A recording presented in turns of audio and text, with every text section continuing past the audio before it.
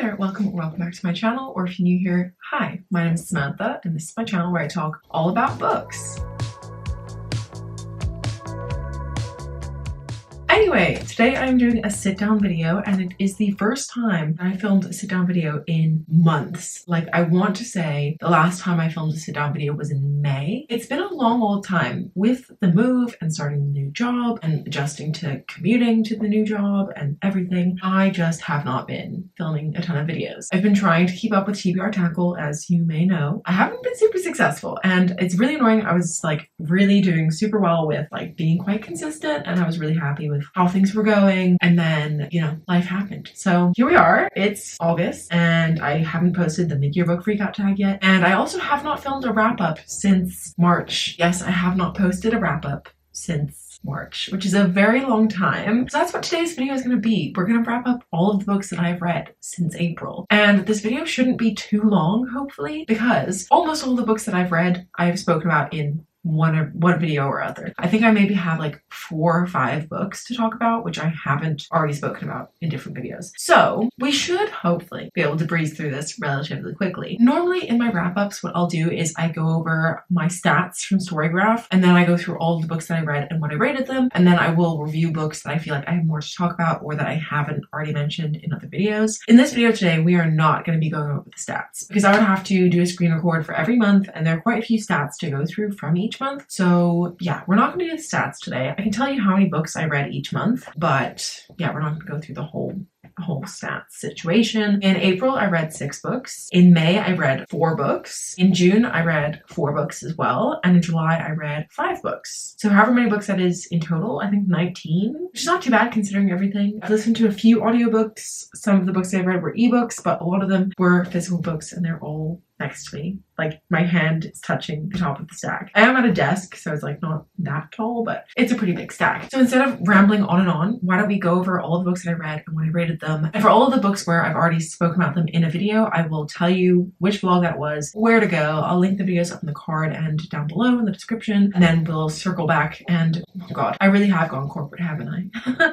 But we'll circle back and talk about the books which I have not reviewed anywhere yet. So let's get into it. So first of all, the first book that I finished in April was The Hunger Games Catching Fire by Suzanne Collins. I gave this 5 stars, and this is in my Hunger Games reading vlog, along with the next book, Mockingjay, which I gave 4.5 stars. So yes, I did a full-on spoilery reading vlog where I read the 3 books in the original trilogy, as well as Sunrise on the Reaping. So I won't review these again, but obviously I loved them. They're a great time. They're a very emotional time. I was quite a wreck after finishing these. Like, I got so many reels on Instagram, which would just set me off crying like so many times. Love these books, and they do stand the test of time. Check out the video for more information on those. Next, I read Persuasion by Jane Austen. I actually listened to it on audio, and I gave it 3.75 stars. I spoke about this in TBR Tackle episode 3. So again, I'll link the whole TBR Tackle playlist up in the card if you want to go check out those videos, because most of the books on here I have spoken about in one TBR Tackle video or another. That's the place to go for all the reviews. Next, I read Wild and Wrangled by Lila Sage.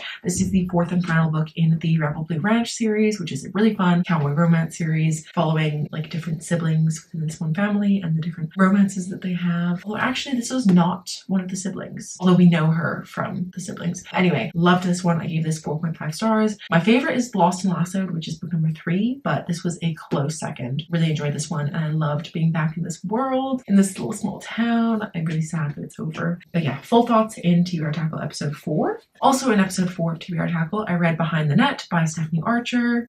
I think that's her name. And I gave that 2.5 stars, and I've since unhauled it, but full thoughts in that video. And I also, in that video, read The Song of Achilles by Madeline Miller, and I gave this 3.75 stars. Really enjoyed this, but I do prefer Circe. Those are all the books from April, and moving on to May. The first book I finished in the month of May was a book called Favorite Daughter by Morgan Dick. This is a book that I had an e-arc of, and I ended up giving this book 2 stars, and I'll go into that more later. The next book I read in May was The Spellshop by Sarah Beth Durst. I really enjoyed this one, gave it 4 stars. Next, I reread for the 5th time The Martian by Annie Weir, and I gave this 5 stars, obviously. If I'm reading a book for the 5th time, clearly I love it. So yeah, this was a 5-star read. And finally in May, I listened to the audiobook of Sense and Sensibility by Jane Austen, and I gave this 4 stars. And I spoke about this in more detail in TBR Tackle episode 5. And in June, I was on the Jane Austen train, and I just decided to continue on listening to the audiobook. It's like a collection of all of Jane Austen's works. So I just decided to continue listening as it went in the order on the audiobook. And that was a reread of Pride and Prejudice. Loved this, gave this 5 stars as well. Next, I read The Crown Conspiracy by Michael J. Sullivan, which is the first book in the byeeeee Revelations and the first book in this bind-up of the first 2 volumes, which is called, the bind-up is called Theft of Swords. And I gave the first volume 3 stars. And I also read the second book in the series called F and Partha, and I gave that one 4 stars. And both of these books were featured in TBR Tackle episode 5, along with Great Big Beautiful Life by Emily Henry, which I gave 3.75 stars. And finally, moving on to July, I did a reread of Beach Read by Emily Henry, and I gave this 4.5 stars.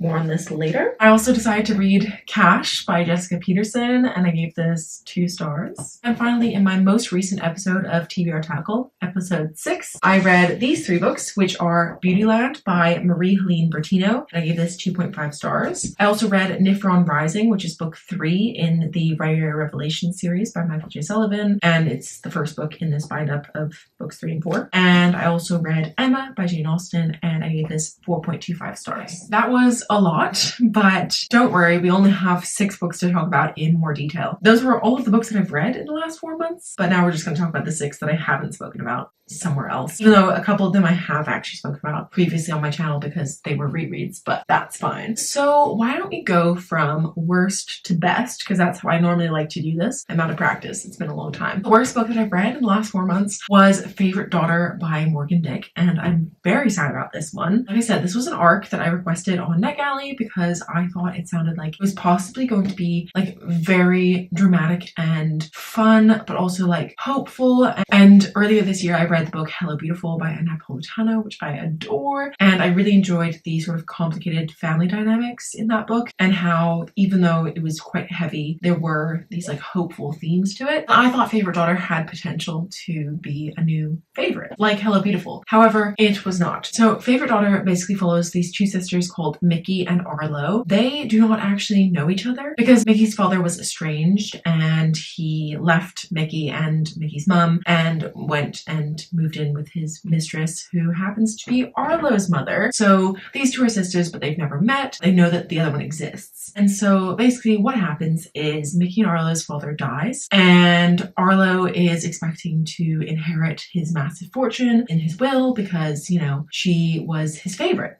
You know, she was around, she took really good care of him, and she's just like, obviously, this is what I'm gonna get. Meanwhile, Mickey is down on her luck. She's a preschool teacher, however, she is also an alcoholic, and she is really struggling. And it turns out that Mickey and Arlo's dad actually left all of his money to Mickey, with the stipulation that Mickey has to go to 8 therapy sessions, and it has to be with a specific therapist who happens to be Arlo. And obviously, they don't know that the other one is their sister. And so I thought that sounded so dramatic and fun. I did not know about the fact that Mickey was an alcoholic. Otherwise, I don't think I would have read this because I didn't know that that was a point of view that I don't like to read, but I don't think I'd ever read a book where the main character was actively going through something like that. And it was very, very, very difficult to read. Like, she just made so many bad decisions, and it was just really stressful and anxiety inducing being inside of her head. And Arlo also made a bunch of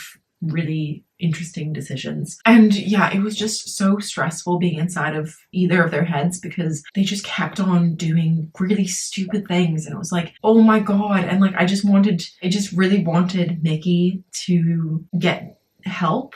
And in theory, she was supposed to be getting help, but really it was just kind of manipulative on the part of the father. And I was expecting it to be funny in a way and like, you know, dramatic when they found out who the other one was. I don't know. But ultimately, it was just kind of boring. And it was such a disappointment because I really thought that I could enjoy this a lot. But ultimately, it was just too stressful being inside of their head. And unfortunately, that one was just not for me. Speaking of a book that's not for me, the next one to talk about is Cash by Jessica Peterson. This is the first book in the Lucky River Ranch series, which follows 4 brothers, I think. Each book follows a different brother and their ranching adventures. And in this book, Cash, essentially what happens is Molly, she is also estranged from her father, actually. Her parents got divorced when she was quite young, and she and her mother live in Dallas, and her dad lives out in who knows where on this ranch, Lucky River Ranch, I guess. And essentially, Molly wants nothing to do with this lifestyle, but she does want her dad's fat inheritance. So in order to get that inheritance, she finds out at the will reading that she is going to have to live on the ranch for a year in order to get that. And that's where we meet Cash, because Cash was told by Molly's dad that he would be inheriting the ranch. So he is really pissed because he's like, this girl doesn't even know what she's doing. Like, how dare she come in here? She didn't even know her father and she expects to get his inheritance. But at the same time, he's like, she's kind of hot though. But I hate her, but she's kind of sexy. Anyway, and Molly's like, God, this guy's so grumpy. I don't like him. And he's such like a hick. And like, I'm so prissy. I don't like him. But he's kind of hot. Lo and behold, not very long into it, you know, it's like a grumpy sunshine, enemies to lovers, cowboy romance. And it was not good. It was so bad. Molly was supposed to be a sunshine character.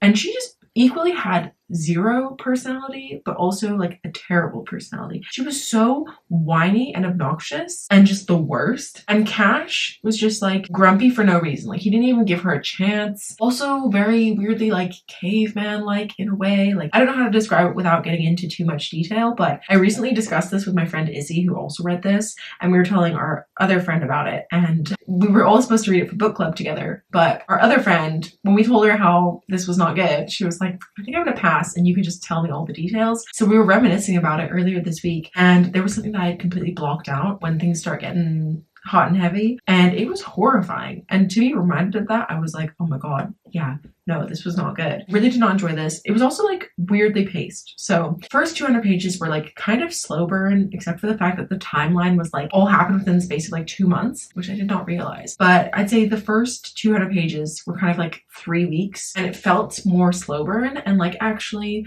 they were having these discussions and like there was some good character work there. In a way, I mean, Molly was still really annoying. And then the second 200 pages, like the second half, it just all of a sudden they were banging and it was just nonstop. And it wasn't even like different. Every scene was the same. So it was like, what's the point? What is the point of this? Like, this is not moving the plot along. This is just, I don't want to say the word, but it rhymes with corn. That's what it felt like. And I was like, I don't want to read this. This is not what I wanted. This is not what I signed up for. Family members watching this, that's not my vibe. Unfortunately, I did not like this one. And I felt betrayed by that Olympian, I can't remember her name, but she was talking about it on a podcast, and I was like, if she recommends it, she seems like a cool lady, I want to read that book. And unfortunately, it was not for me. It was not for me. But if you want the only one horse trope and some weird stuff in the bedroom, you could check it out, but I personally wouldn't recommend it. Moving on, the next book to talk about is The Spellshop by Sarah Beth Durst. I really enjoyed this one. I'm annoyed at myself that I didn't read this for such a long time, although I guess it only came out last summer, so it hasn't been that long. But I remember seeing this in the shops and hearing people talk about it and thinking that this was really gonna be my vibe, and it was so wholesome and cute and sweet. It was definitely like, I read it like when I very first started my job, and I was reading it on my commute on my Kindle, and it was just like so refreshing and sweet, and I really enjoyed it. Obviously, hence the 4-star rating. But basically, if you don't know what this book is about, it follows our main character, Keela, and she has been working in this library with her assistant, Kaz, who is actually a talking spider plant. And Kaz, he stole the show.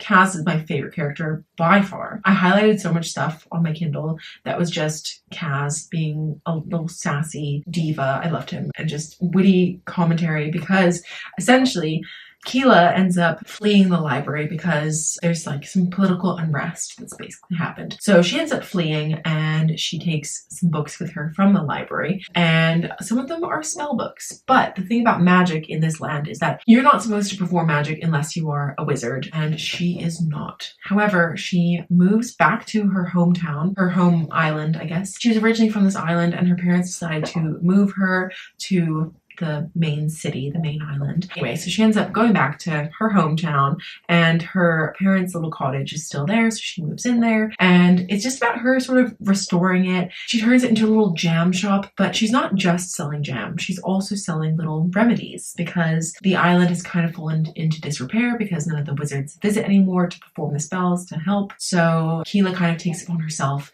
to put together these little spells, and she sells them alongside her jams. Anyway, and then there's also her neighbor whose name I've forgotten, but yes, she has this neighbor who she did actually know as a child, but she forgot who he was. And so he kind of gets involved in her life as well, and it's just like a really nice, fun, cozy fantasy romance. And I really, really enjoyed this. The only thing I will say is that towards the end, I did feel like it was dragging on a little bit, but apart from that, it was really cute, really wholesome, lovely cottagecore vibes. Really enjoyed this one. And I'm actually reading The Enchanted Greenhouse, which is like the sequel kind of prequel, like I don't know. It basically follows the person who created Kaz, because she was harshly punished for creating Kaz because that was legal, and what happens to her after the fact. Kind of prequel in a way, but also kind of sequel. I don't know. But I'm reading that at the moment, and that's a good time as well. But I think I, so far, have preferred the Spellshop. Moving on, the next book to talk about is Beach by Emily Henry. This was a reread for me. I read this a few years ago, and it was one of the few Emily Henry books that I hadn't reread, and I wanted to reread this in order to work out my official Emily Henry ranking, which I now have. I'll quickly go over it really quick. First place, Book Lovers. Second place, Funny Story.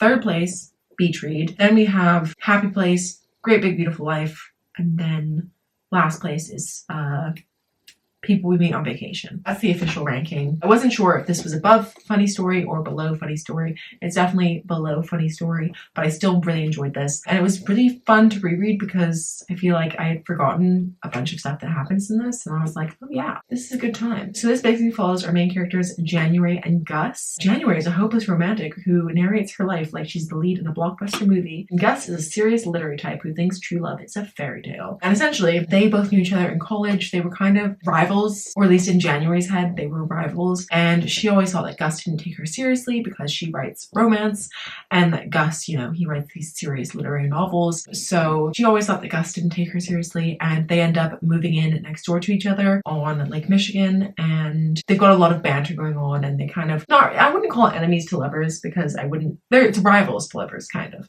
And yeah, they end up talking, and they're both having really bad writer's block, so they decide to switch genres for the summer. He's gonna write a romance, she's gonna write a more serious novel, and then whoever gets it published first wins. They kind of have this little competition element, and they're kind of spending more time with each other as summer goes along to help each other work on each other's project, and I love it. I love this book so much, and I really wanted a fun romance book, and I struggle a lot with romance, if you couldn't tell. I'm very picky. I love Emily Henry. Clearly, she's my girly. I also have enjoyed some Abby Jimenez books, but I've also really not enjoyed some Abby Jimenez books. Like that sort of writing style I enjoy, but I struggle to find other romance that I enjoy. So I was like, let me just reread this, and it was just what I needed. It was so good. I had such a good time. My rating did remain the same from when I first read it. I gave it 4.5 stars the first time as well. I love it. It's a good time. It does have some heavier themes as well, but overall, loved it. And I would highly recommend, if you somehow haven't read Beach Read yet, you should pick it up. Anyway, and now moving on to my last 2 5-star reads, which were both rereads as well. I've done a lot of rereading this year, partially for comfort and also just because it's been a while since I've read some of these. Like I said, I randomly decided to reread Pride and Prejudice by Jane Austen because I was listening to the audiobook collection and it has all of them in there. So I finished whatever it was, I think Sense and Sensibility, and I just jumped straight into Pride and Prejudice, and it was a good time. I will say that the collection I'm listening to is an abridged version, so I would like to reread this at some point with my eyes, because I feel like I would just pick up on things a little bit more. But as usual, I love this book. I love the film. I love it so much. I have not watched the TV show, and I really don't want to because I love the movie so much. Like, if you didn't know, I walked down the aisle to the song from the movie, like the opening song from the 2005 film.